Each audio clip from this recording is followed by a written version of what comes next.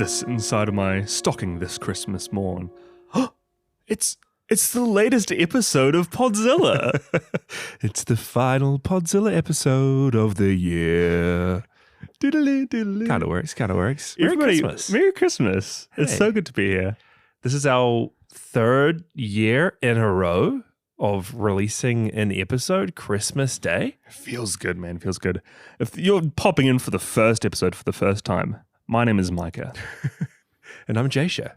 And if you can't distinguish between our voices, watch another 50 episodes and you should be fine. Yeah, we're two brothers, sound very alike.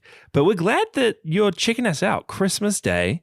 This is like a post-season 4, just special bonus episode talking about maybe the most Christmassy movie of all time, The Thing. This is good. John Carpenter's The Thing. I'm really excited about this because, first off, this feels more like a Patreon episode, if I'm being real. All right. I'm lazing back. I'm reclining in my wooden dining chair right now. So you're telling all our normal listeners that you don't. I usually recline in the wooden dining chair. But this feels a little bit different. It's a little bit more festive. Yeah, it's very festive. And Micah, this is a Christmas movie, The Thing. You wouldn't think of it as a Christmas movie, right? But I've done a little bit of research. At the start of this film, and we'll get into it, Kurt Russell plays a character called McCready. When something happens in the movie, he says, "First goddamn week of winter." And if you do a little bit of research, a little bit of boopity boop boop boop, the first day of winter back in 1982 was December 22nd. Okay. It was a Wednesday, December 22nd. Yeah. And canonically, this movie happens over 5 days. So even though we don't see a Christmas tree. Even though none of the characters celebrate Christmas in any way, shape, or form. It's Christmas. takes place on Christmas. And there's snow. Guys, we play it. I feel like that's the lesser of the connections. It's all coming together. I think we were running dry, running a bit thin on kaiju Christmas movies. Yeah. We did Love and Peace last year. For some reason, we did Half Human, which, again, is just set in the snow. But, Christmassy monster movies, The Thing, we thought we could sneak it in. I mean, you provided evidence to the court. Right? There you go. Evidence submitted. Yep. Take that. Entered into the... Oh, gosh. Yeah. Where do you enter evidence? Giving it straight to the judge. Straight to the judge. This is going straight I've to played the enough judge. as ace attorney. I should know this. That's okay.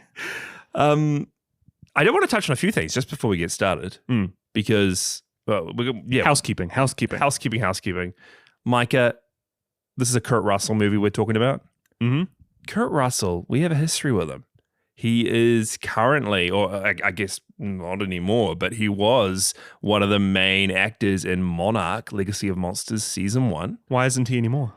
Something may have happened to him in that season, but he's connected to us already. We've covered him on Podzilla. Yeah, he's a familiar face. He's a friendly face. He is. We have also covered Matango before, which is a very similar movie to The Thing. It's a group of people locked in close quarters, slowly figuring out who's become a mushroom man and who hasn't. Yeah. Out of all of our episodes, that's probably the most similar to The Thing. Mm-hmm. And, finally we're here. John Carpenter's The Thing. And I just want to ask you, Micah, what do you think of John Carpenter? Before we even talk about The Thing. Good music. You like John Carpenter's music? Yep. Yeah. He directed a movie called The Ward, which I haven't seen, but I work on a ward at the hospital. So, Yeah. Ties all around. I feel like I'm spiritually connected to him. Do you have a favorite John Carpenter movie? Top 3? The Thing. Okay, yeah. Yeah. Do you have any other favorite John Carpenter Can't see movies? my face. I'm cringing so hard right now. John Carpenter's Yes. Come on. Yeah. Halloween. You really like Halloween. With its main villain serial killer guy called Jason. Yeah, okay. Yes. Yeah. Oh, I got it. You got it. I got it. Yeah. He did the music for that, right? Yeah. Guys, I kicked me off the pod already. You've seen Big Trouble in Little China. Oh, yeah. Great movie. Yeah. Yeah. You've seen Escape from New York? No. No. And you have I've seen They Live. You've seen They Live. Yeah, there we go. That's There's my your three. top three. There's not another one on that list. I love John Carpenter. I do really love the first Halloween. He's done some real wacky Did he direct stuff. that first Halloween? Yeah, he directed the first I thought one. He only did the music. I think he wrote the second. He didn't direct it. And he's done a lot of the music, even for the more modern Halloween movies. But just the amount of crazy horror films he directed in the 80s and 90s. There's so many good ones. The Thing is actually the first part of a trilogy of his. No, which it he isn't. calls, the Apocalypse trilogy. Is Escape from New York a part of that? No, it's The Thing, and then Prince of Darkness, and then In the Mouth of Madness. They're not like connected in terms It's of more story. like the Cornetto trilogy. Exactly. Yeah. It's 3 horror films with the idea that it's kind of like a world-ending threat. It's going to cause the apocalypse. I like that. More directors need to do that nowadays. I feel like it has become a trend to, unless you're creating movies in the same series, in the same franchise, most of your movies have to be entirely different genres. Except in the case of horror movies. Horror directors just get stuck in horror, you think? I think so. I mean, look at good old Nope director. Jordan Peele. Yeah, he just loves his horror, which isn't a bad thing. Well, he was a comedian first, you know? Yeah, he did a hard 180. Yeah. But you don't see him coming out with like a earnest, heartfelt sci-fi E.T. Just you like wait. Just you wait. Nope was pretty earnest. parts. Sure. It's funny you mention E.T. Oh, I read the Wikipedia You know page, this? man. I know this. Oh, man. Yeah, well, this famously, The Thing bombed at the box office in theaters. I didn't know it actually bombed. I just thought it was very hard. divisive. Yeah, because it was released, I think, the same day as E.T., the extraterrestrial from Steven Spielberg. Yeah, dead in the water. And everyone was just like Oh, of this mentality that was, let's go see the really nice friendly alien in the Friendly Alien movie. That's despicable what John Carpenter's doing with The Thing. An evil alien movie? Killing Spit upon it. dogs? You know? Yeah. Ew. I like shield my eyes from that. I want to see E.T. So weird mentality. No one showed up for The Thing, which is just a shame. But it has become a complete cult classic, and I'm excited for us to talk about it. Yeah, I love this movie. We have seen it multiple times. I've seen it. I think this is my third watch. Is it? Yeah. You've watched a single movie 3 times in your life. Look, I don't think I've done that for any other movie, period. This maybe is the first one. Maybe half human than this.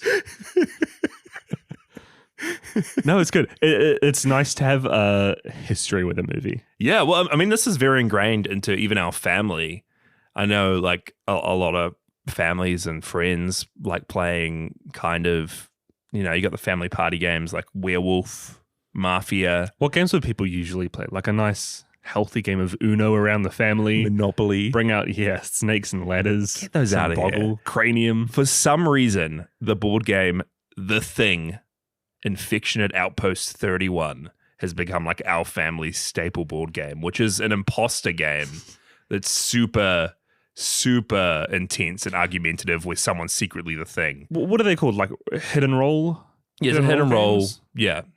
Something like that. In the same vein as like Mafia or One Night Werewolf, Mhm. Secret Hitler. Kind of what Among Us tries to do. Yeah, Among Us is it's- a video game version of It's that. funny that like all those things with the imposter genre has become so popular, but I don't think many people relate it back to The Thing. No, I think this is what kicked it off. I think Matango kicked it off. Yeah. No. Matango kicked it off. And for the record, I think we both agree when we say that The Thing Outpost, Escape from Outpost, Infectionate Outpost 31, the board game. 31. I need to remember that. Yeah. I Or is feel it like, 13? I feel like there's trivia with the numbering. Is there? I remember something from the deep recesses of my mind. It's 31. There's some hidden trivia there that's going to kill me forever. Wow. I think we both agree when we say that is probably the best hidden roll game. Maybe the best board game of all time. But in saying it is the best and we play it heaps as a family, it's also simultaneously somehow the worst because we've gotten into very real arguments. Fists have been thrown at family members. I've nearly had a divorce because of this game multiple times. Yeah, no joke. This game has caused so many nights that have ended with like 4 people on the brink of tears. Yes. I think one of my most recent memories is when our sister won the game but ended up crying because she couldn't handle the stress of it. Yes. Multiple people had to leave the room. One of our sisters was like, she was playing the thing, doing really well. None of us thought it was her, but she was having to excuse herself every 10 minutes to go to the bathroom and cry because it was so intense. Great game. Good memories. Fantastic. 5 out of 5. Great game. Spoilers, great movie. But before we talk about it anymore, Micah, do you want to bring us in with the final synopsis for the year? It's the most wonderful synopsis. And I don't think the thing is on Wikizilla. So nah, this is off listeners, the cuff. maybe the first official complete non-plagiarized Micah non-plagiarized synopsis. No AI in this one. Not that there usually is. You still can use ChatGPT, that's true. An American research station in Antarctica is stumped when they receive an unexpected visit. A Norwegian from a nearby base chasing and shooting at a sled dog from the safety of a helicopter. When the Norwegian accidentally kills himself after shooting one of the researchers, the Americans are left confused as to the reason behind the events. And then they discover that the Norwegian base has completely lost all radio communication. Making their way to the neighbouring base, they discover that not only is it abandoned, but that the Norwegians made an impossible discovery. Following in their footsteps, the Americans make their way a few miles from their base and uncover the wreckage of a crashed spaceship buried in the ice and come face to face with the cold truth. Someone, or something, escaped, leaving behind a burnt and grotesquely deformed humanoid. One of the researchers back at base puts the sled dog in the kennel along with the rest of their canines. When suddenly, the dog begins to metamorphosize, lashing out at and assimilating the other dogs and turning into a monstrous, misshapen thing. Making quick work of it with a flamethrower, the researchers learn that these alien creatures can absorb and perfectly replicate the look and personality of any life form, including the other fellow researchers. With nothing but a stick of dynamite and a threat of blowing the research base to smithereens, along with any of the other alien life forms, Pilot McCready leads the charge to find out which of his friends he can trust, if any.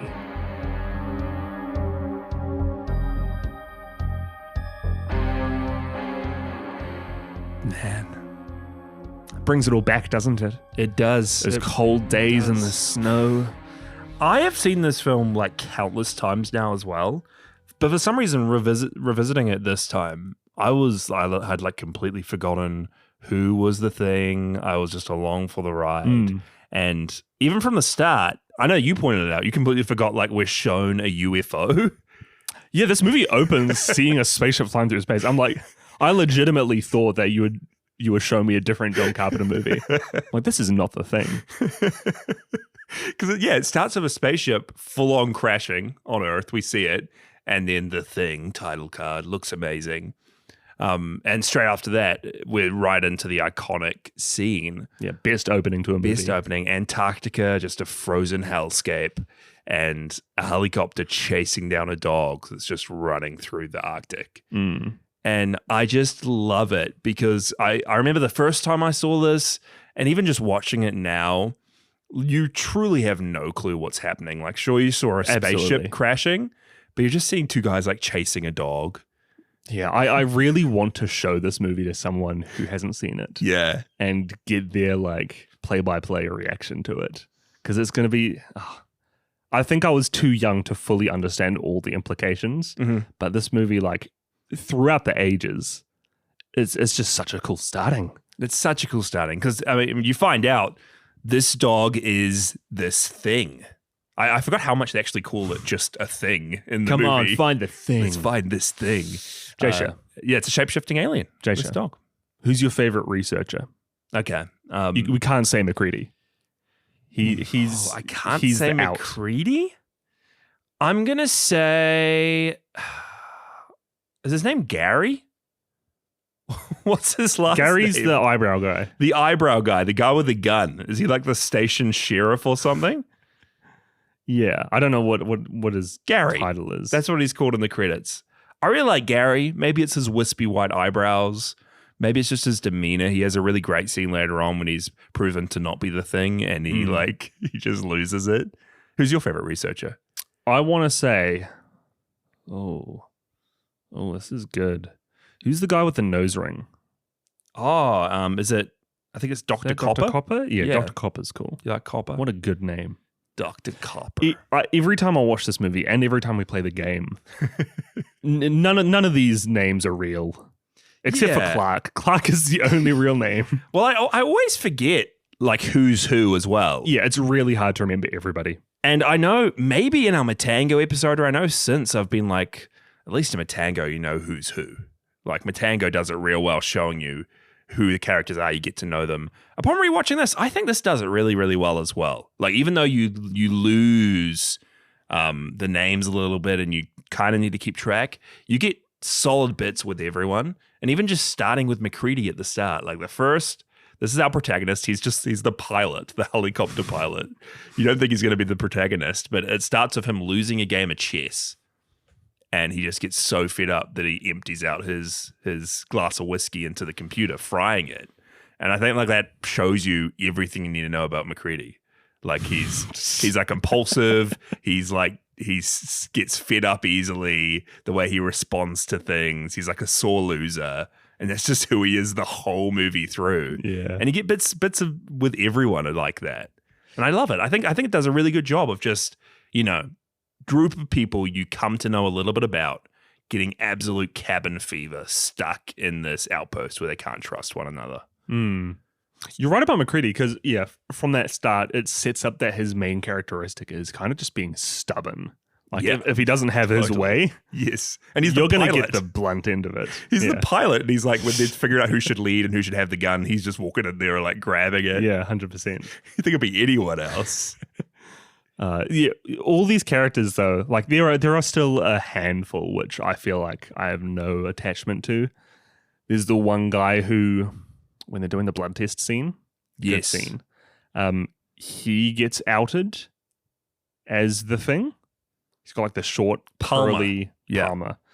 I could give or take Palmer. I did not know anything that he did up to that point. I liked Palmer. He's a bit snarky throughout. The person I didn't really like this time, and it's probably a real hot take, is Childs, played by Keith David. Played by the Arbiter himself. I don't know what it is, but I look at Keith David as we know him now. Classic smile, classic like white hair, bit of facial hair. I've seen him in so many things. Community. He was like a main cast member in Community for a season or two. We saw him in Nope as well. Recently, I think he's a dad. He's in Nope very briefly, yeah. I look at Keith David as we know him now, and I look back at Keith David as Childs in this. And one thing's changed. He's bald. And I just do not see the same person. I don't know what happens, but I just cannot look at this guy and be like, that's Keith David. Keith David's in They Live as well, isn't he? Yes, he is. Alongside Kurt Russell. No, that's not Kurt Russell. That's Ronnie Piper, a like wrestler. Yeah. Keith, though, man, he's getting around these movies. He does. But yeah, I was a bit let down by him this time. I just think because we don't really see too much of him, but maybe that plays into his character a bit because it makes him, you not really being able to trust him because you don't see him a lot. He's got some cool moments, like him standing up to McCready, being like, just shoot me. I think that's why he's there, to be the guy who like rubs up against McCready the most throughout.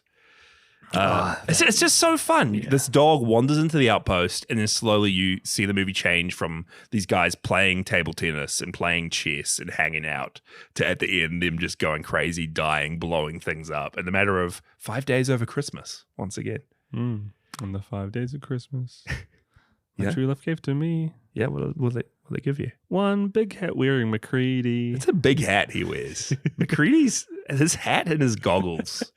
Oh, I wish to have a hat as big as McCready's. Why do they have flamethrowers? Why do they have this is a great question. What are they researching? They've got at least two. We don't find out a single thing. They need like military level computers with like foresight into what can happen in years' time. They've got the smartest AI intelligence ever on that base. They're able to just type in chess. They can play chess. And then second off, they're just able to type in, theoretically, what would happen over this course of time with this many things? And just gives them an exact We've got answer. one blood sample from this creature. simulate the end of the world. Enter. What do you think of the dog? Our main dog. Maybe look, I don't know who won the Oscar for Best Supporting Actor In 1982. In 1982. Should have gone to this dog. It's actually flipping good acting from the dogs. Off-putting, right? Isn't it? Yeah. Which is strange that a dog can deliver a performance that's off-putting. On two ends of the spectrum, we've got the dog from... You know the movie I'm thinking I of. don't know what dog you're talking about. Well, we've got the dog from The Thing. Yes.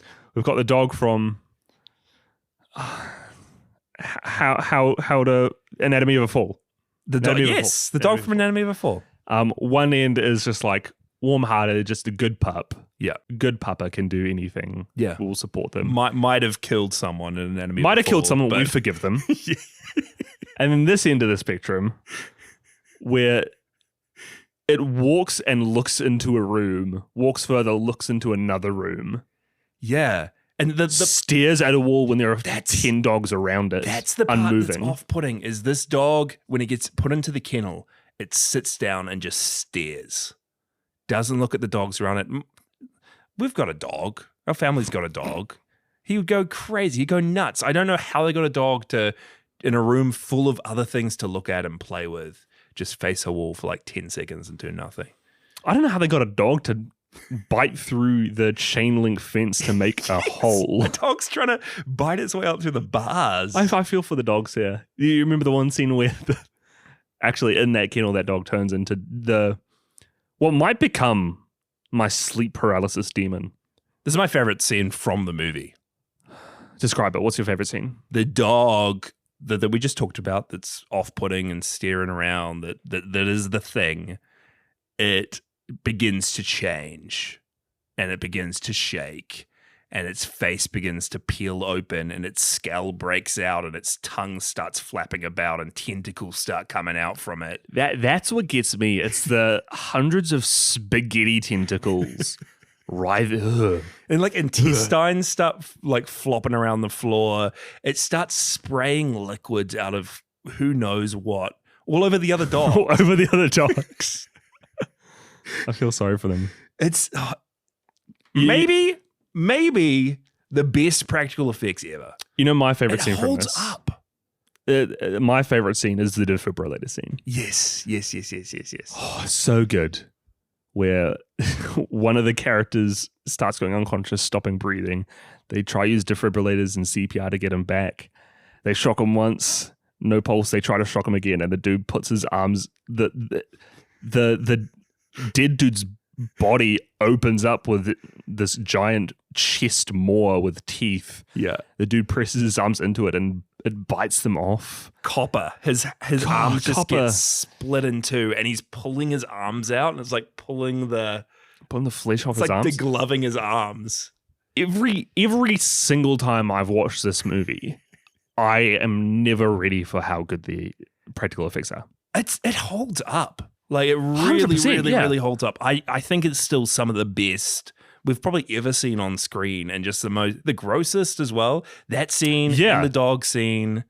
Some of it is a bit iffy. I know later on, like it's still cool when the guy's head falls off and grows some legs and is crawling around like a spider. You can see it moving around in the background. It looks like it's just slowly clattering like it's a little animatronic. Little animatronic, but it's still the visuals and the blood. It's amazing. I don't think we give enough credit to... Oh, what was his name? You just said it. The dude who I forgot. Copper? Dr. Copper? No.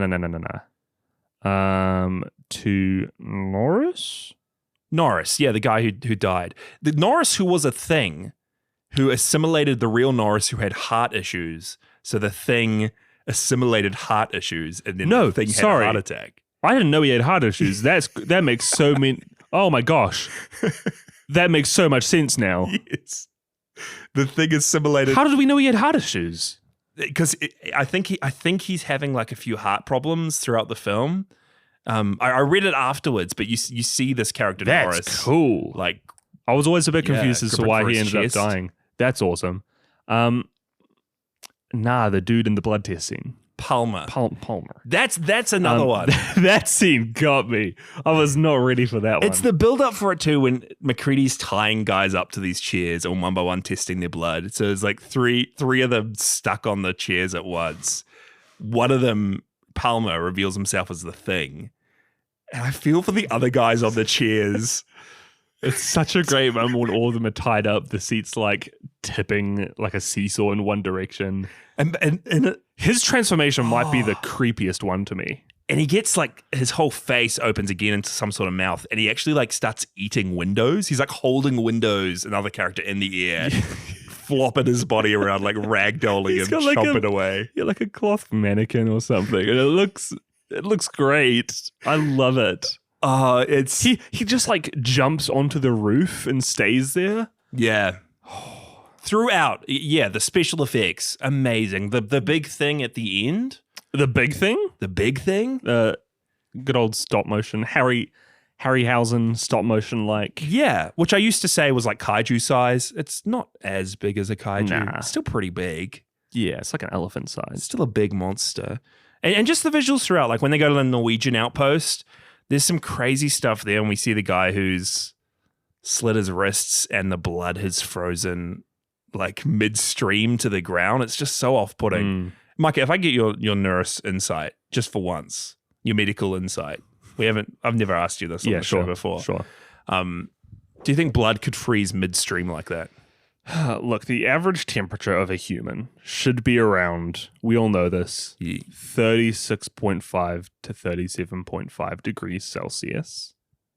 How you just knew that off the dome. That's crazy. Dude, the amount of times you have to check. Every 4 hours you check people's temperatures, you get to know what they are. Okay. I want to say blood's pretty hot. I want to say temperature of blood is that same, like 37-ish, right? And it's just so much more viscous than water.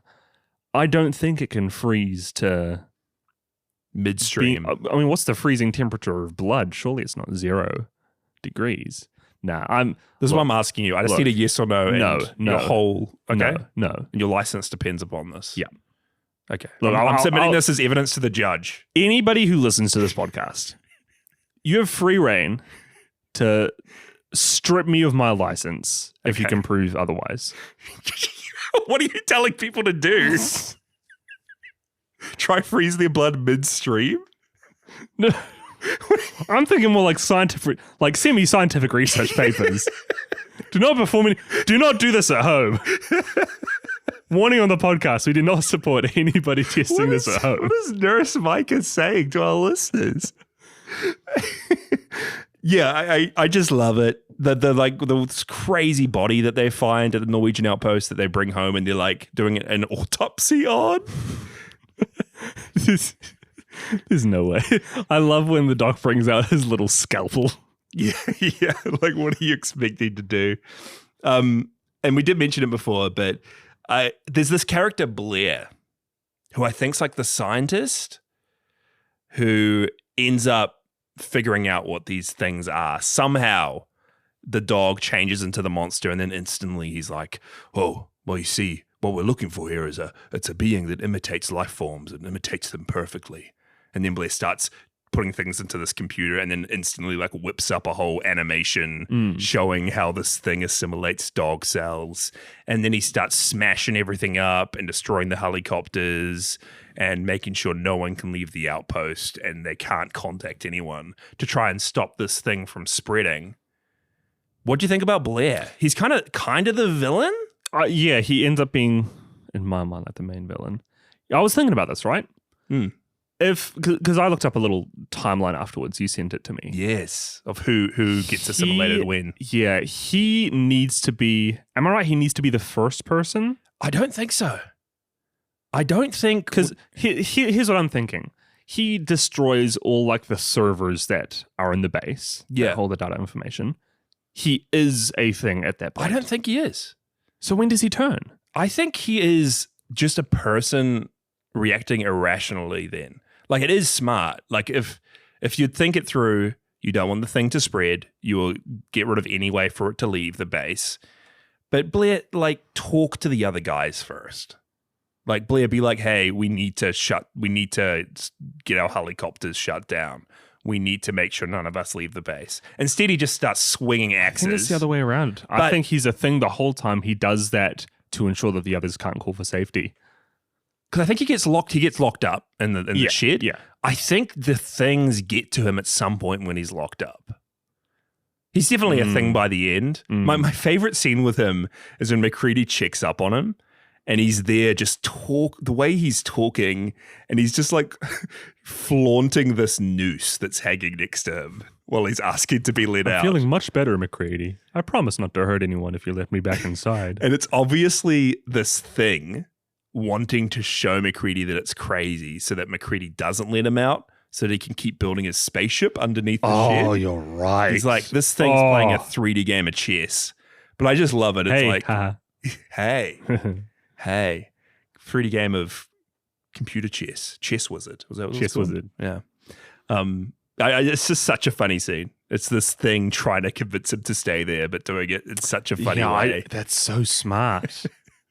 I didn't even think. This movie has layers. It does. And every time I watch it, I'm like, oh, that's really smart. My theory is that he was one of the first, if not the first, to be turned. Makes sense. But then why would he destroy the helicopters? So that the others can't leave. Why would he make a program showing everyone how the thing assimilates things? Did he show everybody? I think but why, if he was a thing, would he make a program about himself? See, as the thing, this is like me. I'm an evil mastermind on Google. How long will it take me to conquer the world? That's effectively what he's doing. So you're saying the things come into this world, they don't know what they are. Program. He's been on this new planet, on this Earth. He's discovering himself. About. How long is it? On this Earth? How long is it going to take me to assimilate everyone? Yeah, he's pulling the strings. He is the chess wizard. Yeah, the true chess wizard. You know, one of the things that stood out to me upon this rewatch. Yeah, the colors. Yes. The color grading. Yes. Specifically, there are a few scenes where whenever a blizzard's happening, I think Fuchs is one of the ones I remember, when he goes out at night with his flare, his red flare, bathed in the blue light of the moon on the snow. It creates this real, almost like Blade Runner-esque color palette. Yeah. With the blues and the reds mixing into purple. Yeah, I love that stuck to me. Absolutely adore it. I love the flares. Oh my God, I just want to hold a flare. I just want to let off a flare sometime in my life. We finished the movie. Jasha's like, Mikey, you know what? On my bucket list, I want to light a flare one day. Lighting flares look so cool in this movie with the snow falling, the purple. I just want a big hat. I want to be in the snow. I want a flare. Hey, I know we're off season, but we do have a Patreon. We can make Jasha's dreams come true. We can buy him a flare for his birthday. Send me to Antarctica. Buy him a big hat. He's sorted. Big hat. I'll personally take up the axe and ruin all the servers so he can't get home. You're the Blair. Yeah. We need to talk about the ending. Oh, this is our dad. Oh, don't get me started. Is crazy about the ending. I feel like every second week he comes to us and is like, guys, I've got a theory. The earring. Guys, the earring theory. Guys, the whiskey bottle theory. The petrol. The gasoline in the whiskey bottle. But this movie ends. Lay it out. Yeah, the movie ends. McCready blows up the thing. Blows up everything. Everyone's dead. Everything. Everyone's dead. McCready lies down in the snow, completely drained and tired. But he's won. He couldn't beat the chess game. He beat the thing. He can rest. But out of nowhere shows up Childs, this character played by Keith David, who suspiciously we haven't even seen in the movie for the last 15, 20 minutes. He's just been off doing something. And he gives some sort of excuse where he's like, oh, I was just following someone in the snow, but I couldn't find them. And so he sits down next to McCready, and the movie ends, both of these guys sitting down in the snow. McCready offers Childs a drink from his whiskey bottle, smiles when Childs accepts it, and then the movie just ends, and they're just lying there in the snow. Had a proverbial checkmate. Yes. And people have crazy theories. Dude, I wonder if the moves on the chess wizard at the start mirror how the last characters die. I need to go back. After this episode ends. Who's taking out who? So you got to assign everyone like who's the bishop, who's the rook, who's the knight. Because it ends in a checkmate. It does. But that's the thing about this film, right? Is everyone's just endlessly saying Macready was the thing, Childs was the thing. None of them were things.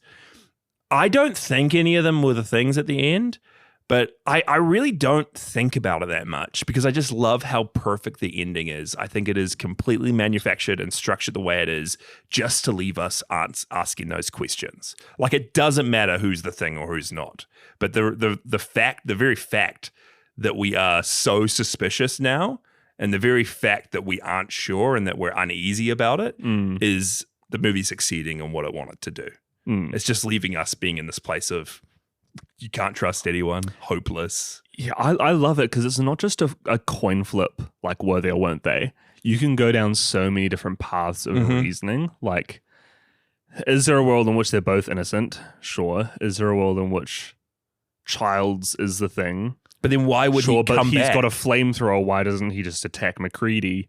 Is there a world where they're both the thing? No. And don't realize that But is there a reason where Child thinks they're both the thing? If so, can things tell each other apart? And then I've heard a theory that Macready was the thing the whole time. And like, because when he tests his own blood, he's the only one who you don't see cut his own finger for his blood. So he could have like, he could have set that theory up. Like there's a lot. I think it's manufactured just to make you ask these questions, but I don't think it matters. But the beauty of it is that it's genius. Yeah. I am going to strip back the curtain. Pull it back. Okay. You're not just pulling it back, you're stripping it back. You're taking it off the... Look, I'm revealing the wizard behind the curtain. the chess wizard behind the curtain. Yeah. I feel like about a year ago, there was an interview released with John Carpenter. Yes. Talking about who's who, what actually happened, what is the canon answer to whether either of these two, whether Childs or Macready is the thing. Mm-hmm. I think the legit answer is that they never wrote the script with a answer in mind. Yeah. It is fully supposed to be up to us.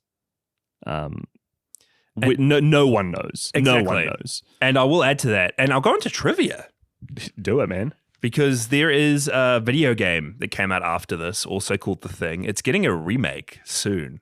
Rules. I'm surprised that you hadn't played the original. No, I never even knew it existed. Was it like Xbox 360? Or? I think it was PC way back in the day, 2002.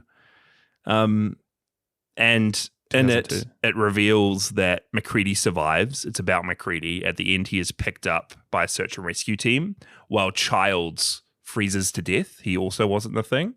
And at the time of this video game coming out, John Carpenter stated that the game was canon, and he was happy for that to be canon. Hey. Neither of them were the thing. Macready escapes, Childs dies.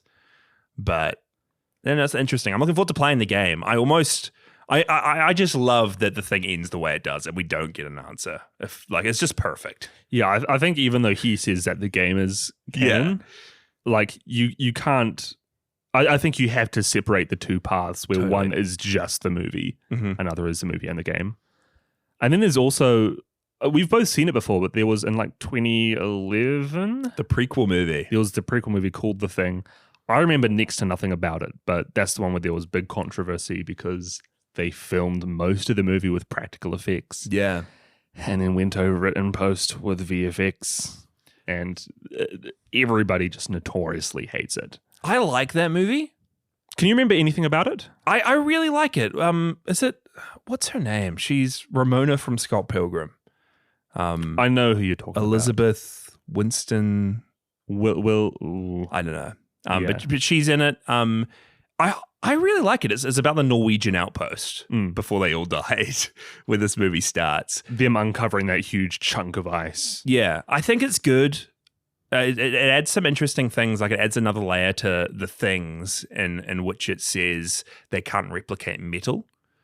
So the way that they're telling each other apart in that movie is they're looking for like earrings or piercings that may have not been replicated, which also adds another layer to the end of this movie where you see at the end Childs still has an earring in. So that movie's retroactively saying that Childs wasn't a thing. Yeah, that's almost solving the riddle. It's answering it a different way for us there. Which I like that it does. I really like that it comes up with an answer. It's something else. It is a shame though, where my favorite part of this original Thing movie, it wasn't even original, there was a super old one before this, but this, John Carpenter's The Thing, my favorite part is the practical effects. And that's the part taken out of the was there another Thing movie before this? Yeah, The Thing from Another World. And then there was a book before that. And then there's a book called Frozen Hell. I've read that. It's okay. Can you tell me if the stalemate between the two main characters is in either of those adaptations? I can't remember. I don't think it's in the book. The book's very, very different. It's not as it's not as intense. It's not as bombastic as this one is. Okay. I think it's a novella. But yeah, I'll be really interested to check out the original. I think this one's well worth your time, and the prequel's well worth your time. I'm looking forward to playing the game. Quickly, just another few bits and pieces of trivia. Kurt Russell was almost very badly injured in this. There's a scene where he's holding dynamite, and he's holding it too close to his flare. I think he does it a lot. Anytime you're looking at Kurt Russell in this, he's like precariously nearly letting dynamite off. Are you gonna follow that up by saying that he was using real dynamite? They were using real dynamite. Well, I don't know if it was dynamite, but it was a real explosive. It was something that would explode, and he had no clue how big the explosive force would actually be. And there's no way they're using proper explosives on the set of the Thing. At the end, when they blow up the huge kaiju, quote unquote. Yeah. Alien, okay. He has a reaction to the explosion going off, and it's 100% genuine because he didn't think it was going to be that big, and he was too close to it. That's wild. So wild. Another cool, just couple bits and pieces. The score for this movie was done by Ennio Morricone. Really great score. It wasn't John Carpenter for The Thing. He did a lot of his own music for the other movies he did, not for this one. There's a lot of droning in the soundtrack. A lot of droning, but I think it adds to, it adds to the, what would you call it? Tension. The tension. It was nominated for a Razzie. Oh, I've heard that term before. It's this stupid award where they give it to the worst stuff of the year. Yeah. No one liked the Thing score, but then they used unused music made for The Thing by Ennio. There was unused tracks for this movie that Quentin Tarantino ended up using in The Hateful Eight, and then and then he won an Oscar for the unused Thing tracks used in The Hateful Eight. Well, the soundtrack for this nearly won a Razzie. It was nominated for a Razzie. Or just the movie itself. The soundtrack. And then unused bits from the same soundtrack won Ennio an Oscar. That's so good. Which is just funny. I found it funny. And lastly, and I love this, again, the movie starts off with Norwegians chasing down a dog. The Norwegians are yelling. And if you know Norwegian, if you were someone watching this film, which I did, funnily enough. You know Norwegian? So yeah. You would have heard him saying, "Get the hell out of there. That's not a dog. It's some sort of thing. It's imitating a dog. It isn't real. Get away, you idiots." He says it's some sort of thing. Yes. Look. He just gives you the whole plot of the movie if you know Norwegian. I love that the name The Thing crosses over language barriers. I mean, it's technically... It's called a thing in the first lines uttered in the movie. Yeah. Yeah, Pretty and cool. just sticks. Yeah. It's kind of like the zombie movies, how they never call zombies. They always say it's a walker. It's a Stop lunger. using walkers. The Walking Dead is used a lot, not even just in The Walking Dead, but it is the dead are walking. Stop it. Call them zombies. Call them the undead. Yeah, no one wants to call them zombies. Micah, do you have any final thoughts about The Thing? No, this is just so great. I think not many movies nowadays are using practical effects. Mm-hmm. Just period, first off. Yeah. Which isn't necessarily a bad thing. Again, we've talked about it on our Patreon, but Dungeons & Dragons Honor Among Thieves were real heavy in practical effects, and it was really cool. that's one of those movies that did a hybrid between the two. Yeah. And I think that the good old VFX YouTube channel Corridor says it best when like, especially with modern technology, visual effects is used best when it goes hand in hand with practical. Mm-hmm. And I feel that even though a lot of movies are doing that nowadays, none of them are going as full practical as these guys are now. Yeah, and again, like I don't hate digital effects. There's some real cool stuff that people are doing nowadays. But you show me like a real gruesome horror scene in a recent movie done with visual effects, and then you show me the dog scene from The Thing again, and one of those is going to cause so much more of a reaction from me. Yeah, which is interesting because like you can see any movie nowadays, like Alien Romulus, that was awesome. A lot of CG in that movie, and it was good. It looked really realistic. Like, a lot of practical too, though. A lot of practical too. Yeah. Oh yeah, especially in like the last 15 minutes. Yeah. But no one's looking at that movie and being like, these effects are bad. No. But you watch movies like this, and even though like a lot of the time you can absolutely tell it's not real, it just creates a different, and I think you're right in saying a much more visceral reaction. Yeah. Even though it doesn't look as realistic, it hits just as hard, if not harder. 100%. This movie is 100% like the textbook practical effects horror movie for me. Mm-hmm. Not having seen a lot of horror movies, to be fair. The most out of all of John Carpenter's filmography, it's well, because would you say that there are horror movies that rival this in terms of just like how well they use practical effects to create something so visceral? I mean, there's heaps of cool, yeah. Because I think a lot of you can point to a lot of horror movies and they all do awesome stuff, like Evil Dead. I think Evil Dead will be the big one. Is like the stuff they do in Evil Dead 2, maybe like Alien and Aliens. Brain Dead, yeah. Even like on a lesser level, but the peeled back stuff they do in The Exorcist with the vomit and some like lower scale practical effects. It's just this era. And I just love it from this era. There's some real ingenious stuff being done that really didn't get much recognition at the time. Yeah, I'm still shocked that this movie really bombed, because I feel like virtue of it having such good effects alone would be enough to push it forward. But I'm glad that these movies are now there for everyone to be like, these are the absolutely ones. cult classic. Yeah. That all that to say, I really want to see some more movies coming out nowadays in modern times that rely just on practical effects. Yeah, I don't know why. Like, because sure, like with bigger budgets nowadays, and with more progressed technology, if you just use practical with that new technology, surely you'd be able to create some just crazy stuff.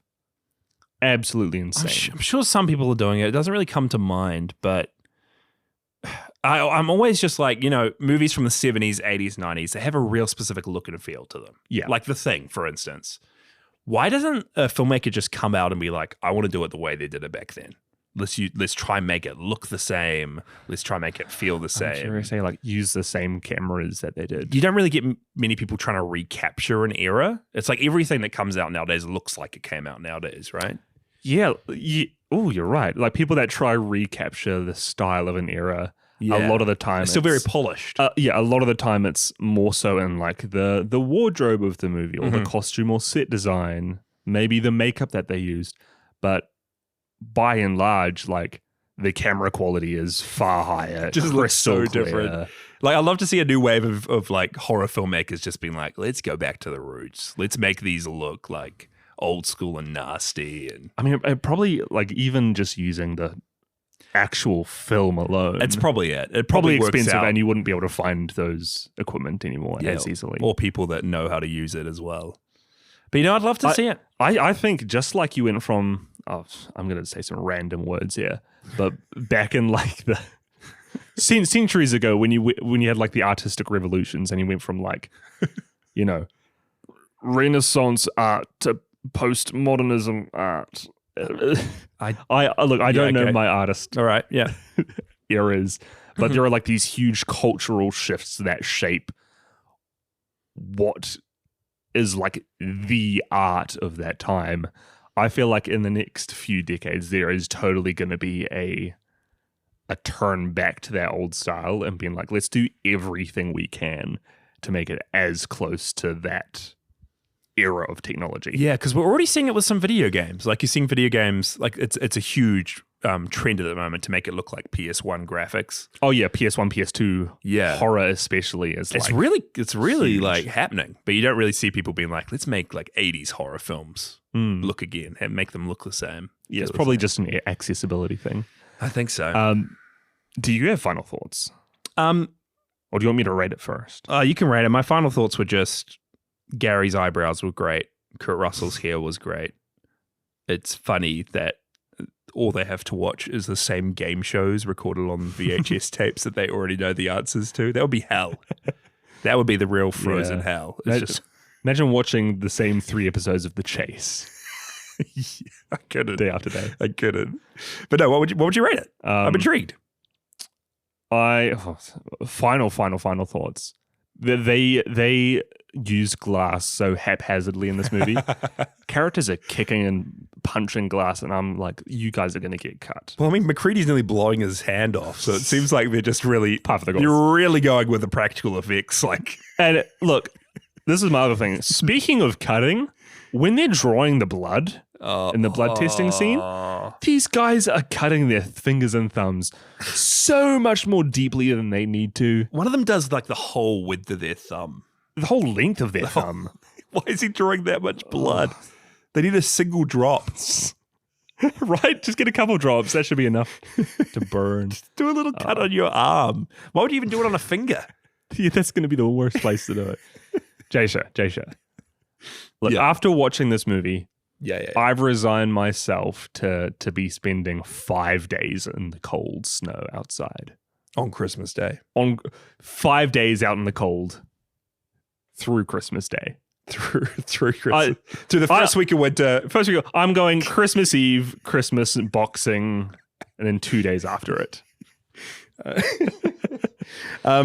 This is a 5 out of 5 as well. I'm spending 5 days out in the Christmas cold with a flare. 5 out of 5. There's days where this could very easily be like one of my favorite film of all time. It's just one of those movies that's like, it's up there alongside like Lord of the Rings for me. It's just perfect. Like it changes the genre. It's so unique. Like there's nothing else quite like it. It's the thing. I think it's one of those movies for me that like absolutely it has its flaws. Mostly for me, like the fact that I can't remember a lot of the characters, and a lot of the characters don't get too much time to shine. But like the flaws don't take away at all from the whole. Yeah, I feel like those movies are really special when they come along. It's very rare when you just watch something and you're just taken aback and enamored by like a real feat of filmmaking. Like it's so just singular. Yeah, I don't know. It's perfect to me, even though it has a few imperfections. But yeah, thanks guys. Thanks for spending Christmas with us. Talking about The Thing. This is interesting that we're just talking monster movies. Spoiler Christmas alert. Day. It's not Christmas Day for us. It's 2 days before This is Christmas. not live. It's 2 days before Christmas. First week of winter. Yeah, it is the first week of winter. It's the first week of summer here. Ooh. Yeah, actually. First week of summer. We're out of whack. All that is to say, look, I hope if you guys are spending time with your family that you're enjoying it. If you haven't been able to spend this day with loved ones, we're happy that you're here to spend it with us. Yeah. And keep an eye out in the new year. We're going to be back for season 5 sometime next year. That is, oh my gosh, that is wild for you to say. I know. Season 5. Ooh. Season 5 next year. Best way to keep up to date when that's happening and to see any news will be our Instagram, Podzilla Pod, or to jump into our Discord. We're going to be hanging out there, hopefully playing some games and watching some movies over the mid-season break as well. So join our community. Speaking of games, next week we are recording our special Kong Survive. Oh. Yeah, this is Survive. What's it called? We've had many. We had a final episode of the season. This is the final proper Podzilla episode of the year, but we're doing a final Patreon episode before the end of a month. What's the game called? Kong Survival Instinct? Kong Survivor Instinct. Survivor. We're talking a video game over on the Patreon, patreon.com/Podzilla. The fact that I've been saying that we're going to be doing this for like months. This and is months your and idea. I still don't know the title of the game. This is your idea. Bodes well. It does. Bodes well. But have a very merry kaiju Christmas, everyone. A very merry kaiju Christmas. Yeah. Well, it's not technically. Okay, is this a kaiju? A merry monster? Have a very merry merry monstermas? very merry thingmas. Everybody, I hope you all get a big hat in your Christmas presents today. Oh, opening up a present for a big hat. Would life get better?